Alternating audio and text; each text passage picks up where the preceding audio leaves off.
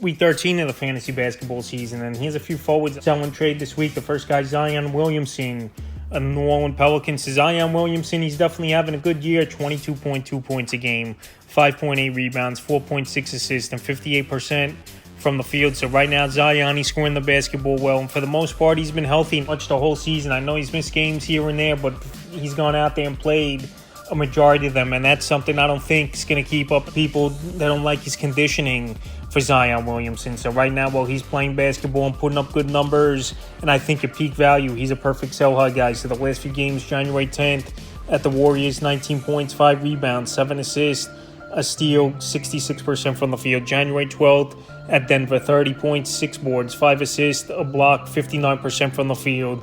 And January 15th, a monster game at the Mavs, 30 points, a board, 3 assists, a steal, 70% from the field. So Zion, you know you're not going to get obviously 3-point shooting. You're going to get a good field goal percentage and good scoring, but rebounding, he's not a good rebounder at all. Only 5-6 boards a game, where Zion, you would expect a guy that dominant in the paint to at least offensive rebound a little bit more on defensive boards. I know they got Valanciunas there, who's a great rebounder, but still Zion Williamson to only average on the year 6 rebounds isn't that great. So right now, while he's playing, he seems healthy.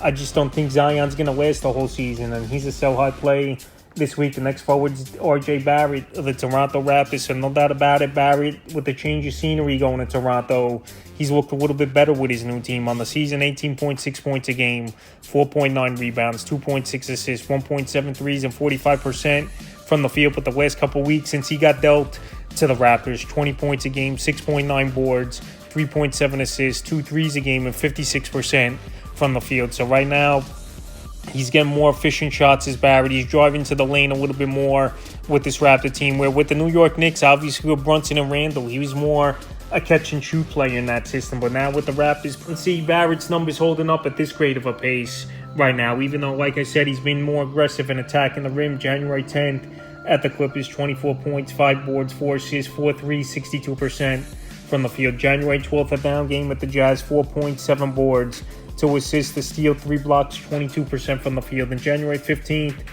versus Celtics, 24 points, 9 boards, 4 assists, 57% from the field. So like I said, R.J. Barrett, he's attacking the rim a little bit more. Only 4 threes in the last 3 games for him, but also as well, he's been an inconsistent scorer throughout his career. Like I said, I know he's getting more of a green light to create shots and drive to the lane with this Raptor team, but Barrett's been an inconsistent player throughout his career. So right now, where it's been a great 2 weeks for him with his new team and the Raptors, he's definitely a sell-high candidate, because like I said, he's a guy that he'll have some great weeks and then some weeks where he disappears. So I just don't think a change of scenery totally is going to change the fact that he's not that great of a shooter. So right now, Barrett is a sell-high forward this week. In the third and final forward, I look to sell in trades. Tobias Harris, this Philadelphia 76ers. So there's rumors swirling he might get traded towards the deadline. Is Tobias Harris, maybe in the DeJounte Murray deal or whatever the case may be. And on the season, he's having a good year, 17.7 points a game,